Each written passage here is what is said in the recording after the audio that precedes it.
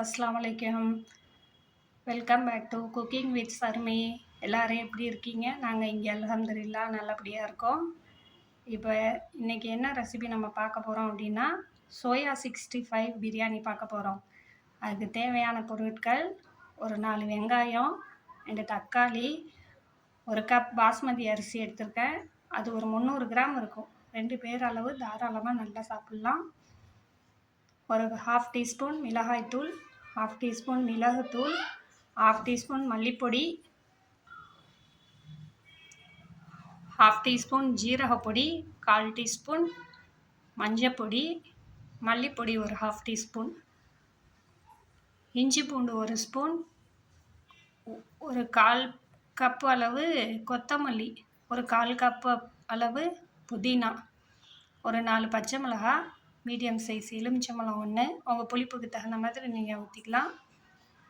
Spices ஒரு 50 gram அளவுக்கு meal maker வச்சுருக்கேன். தேவையான அளவு உப்பு, எண்ணெய், நெய் இது ரெண்டையும் சேர்த்து நான் ஒரு 75 கிராம் அளவுக்கு எடுத்திருக்கேன். இதில் தயிர் ஆட் பண்ணல. ஒரு 1/4 கப் அளவு தயிர் சேர்த்துக்கோங்க. இந்த பிரியாணி இப்போ நான் அரிசியை வடித்து தான் செய்ய போகிறேன். எப்படி செய்யலாம் அப்படிங்கிறத பார்ப்போம் வாங்க. இந்த வெங்காயம் 4ம் பிரியாணிக்கு நான் சேர்த்துக்க மாட்டேன், கார்னிஷ்க்கும் சேர்த்து தான் வச்சுருக்கேன். உங்களுக்கு கார்னிஷ்க்கு தேவையில்லை அப்படின்னாக்கா நீங்கள் 3 வெங்காயம் போட்டுக்கலாம்.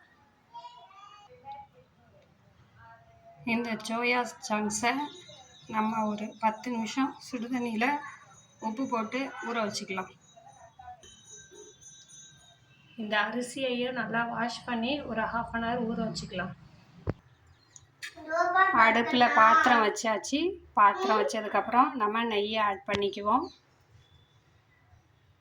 நெய், எண்ணெய் ரெண்டையும் ஆட் பண்ணிக்கலாம். எண்ணெய் நல்லா சூடாயிடுச்சு. இப்போ நம்ம இந்த ஸ்பைசஸ் ஆட் பண்ணிக்கலாம். கட் பண்ணி வச்சுருக்கிற ஆனியனை சேர்த்துக்குவோம். இப்போ இந்த வெங்காயத்தில் கொஞ்சம் உப்பு சேர்த்துக்கலாம். அடி பிடிக்காது, உங்களுக்கு சீக்கிரம் நல்லா குக்காகி வரும்.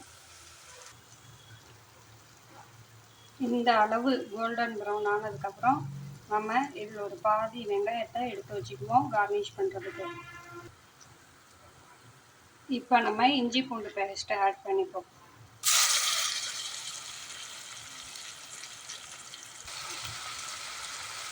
வெங்காயம் கரைஞ்சிடாமல் பார்த்துக்கோங்க. கரைஞ்சிருச்சு அப்படின்னாக்கா உங்களுக்கு பிரியாணி கஷ்டம். இப்போ நம்ம டொமேட்டோ ஆட் பண்ணிப்போம்.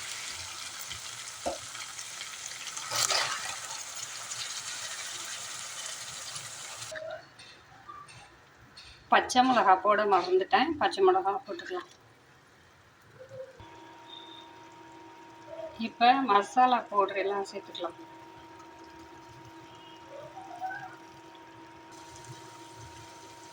இப்போ மசாலா வாடெல்லாம் போயிடுச்சு, வண்ணே எண்ணெய் பிரிஞ்சு வருது. இந்த ஸ்டேஜில் நம்ம கட் பண்ணி வச்சுருக்கிற கொத்தமல்லியையும் புதினாவையும் ஆட் பண்ணிக்கலாம்.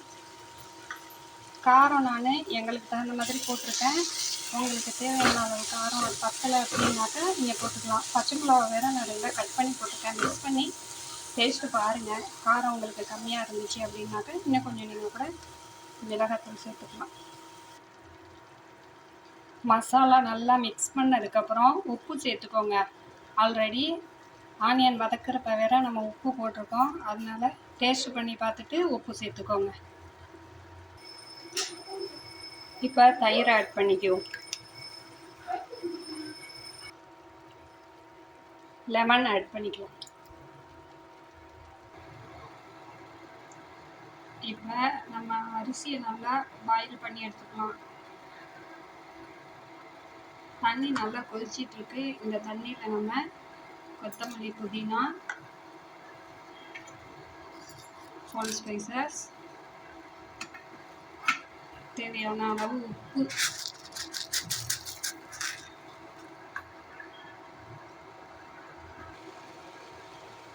கொஞ்சமாக எண்ணெய்,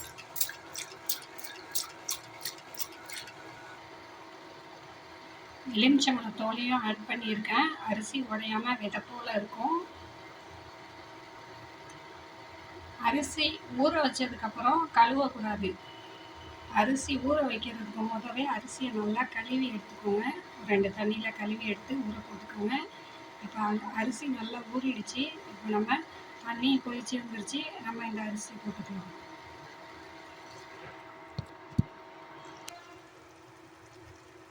பாருங்க, பிரியாணி மசாலா எல்லாம் ரெடி ஆயிடுச்சு. எண்ணெய் பிரிஞ்சு வந்துருச்சு. இப்போ நம்ம ஸ்டவ்வை ஆஃப் பண்ணிக்கலாம். அரிசி குக் ஆனதுக்கப்புறம் எப்படி நம்ம மிக்ஸ் பண்ணி தம்முக்கு போடலாம் அப்படிங்கிறத பார்க்கலாம் வாங்க. அரிசி பாருங்க, இப்போ உதிரி உதிரியாக வெந்திருக்கு. ஒரு 3/4 வாசி வெந்தால் போதும். இதை இப்போ நம்ம வடிச்சிக்கலாம். இப்போ வடித்து வச்சுருக்கிற அரிசியை நான் மசாலாவோடு சேர்த்து எப்படி தம் போடலாம் அப்படிங்கிறத பார்க்கலாம். தம் போடுறதுக்கு நம்ம என்ன செய்வோம் அப்படின்னாக்க, கொஞ்சமாக நம்ம அரிசி வடித்த தண்ணி இருக்கு இல்லையா, அது ஒரு 1/4 கிளாஸ் அளவுக்கு ஊற்றிக்கோங்க. ஊற்றிக்கிட்டு இப்போ நம்ம அரிசியை போட்டுக்கலாம். வேக வச்சுருக்கிறோம்ல சாப்பாடு, அதை சேர்த்துக்கலாம். இப்போ நம்ம சாப்பாடை சேர்த்தாச்சு. நெக்ஸ்ட்டு மசாலா போட்டுக்கலாம். பாருங்கள், மசாலா சேர்த்தாச்சு. இதுக்கு மேலே இன்னொரு லேயர் சாப்பாடை சேர்த்துக்கலாம். சாப்பாடை சேர்த்தாச்சு. மறுபடியும் மசாலா சேர்த்துக்கலாம். இப்போ மறுபடியும் இன்னொரு லேயர் சாப்பாடை சேர்த்துக்குவோம். மறுபடியும் கிரேவி ஆட் பண்ணிக்குவோம். மறுபடியும் ரைஸை மேலே ஆட் பண்ணிவிட்டு கார்னிஷ் கொடுத்துடலாம். ஃப்ரை பண்ணி வச்ச ஆனியனை போட்டுக்கலாம். நான் இப்போ லைட்டாக ஃபுட் கலர் ஆட் பண்ணிக்கிறேன். வேணும்னா நீங்கள் போட்டுக்கலாம், இல்லாட்டி ஸ்கிப் பண்ணிக்கோங்க. சும்மா லைட்டாக போட்டிருக்கேன்.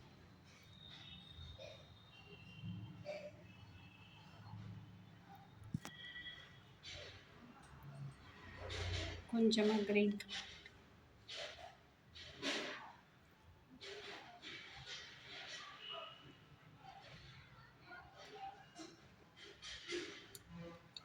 மேலே கொத்தமல்லி ஆட் பண்ணியிருக்கேன். இப்போ இதை நம்ம தம்முக்கு விட்டுடலாம். நம்ம இந்த பாத்திரத்தில் ஃபஸ்ட்டு சாப்பாடு போடுறதுக்கு ஒரு 1/2 கிளாஸ் அளவு தண்ணி ஊற்றணும் இல்லையா, அதனால் நீங்கள் டைரெக்டாகவே பாத்திரத்தை அடுப்பில் வச்சிடலாம். தோசைக்கல் வைக்கணும் அப்படிங்கிற அவசியம் இல்லை. சிம்மில் வச்சுக்கோங்க. பாத்திரம் உங்களுக்கு அடி பிடிக்காது, சாப்பாடும் தீஞ்ச வாடை அடிக்காது. இதை தம்முக்கு போட்டுட்டு நம்ம இப்போ 65 பொரிச்சு எடுத்துக்கலாம். அது வரைக்கும் இதை தம்மாகட்டும். பாத்திரத்தெல்லாம் அடுப்பில் வச்சு மேலே ஒரு சொம்பு தண்ணி வச்சுருக்கேன். வெயிட்டுக்கு ஒரு 20 நிமிஷம் தம்மாகட்டும். தம்மானதுக்கப்புறம் எப்படி தம்மாக இருக்குது அப்படிங்கிறத பார்ப்போம். 65 செய்யலாம். சுடு தண்ணியில் போட்டு எடுத்த சோயாவை நல்லா பிழிஞ்சி எடுத்து பெருசு பெருசாக இருந்துச்சு, 2ஆ 3ஆ கட் பண்ணியிருக்கேன். நான் கட் பண்ணி எடுத்துட்டு மசாலா போட்டு இப்போ வச்சுருக்கேன். வாங்க ஃப்ரை பண்ணி எப்படி இருக்குது அப்படிங்கிறத பார்ப்போம். 65 ரெடி ஆகிடுச்சு. இப்போ தம்மை ஓப்பன் பண்ணி பார்த்துட்டு நாம் இந்த 65 ஆட் பண்ணி விட்டுறலாம். 20 நிமிஷம் கழித்து ஓப்பன் பண்ணியிருக்கோம். எப்படி இருக்குது? நல்லா தம்மாக இருக்கு பாருங்க. நல்லா நம்ம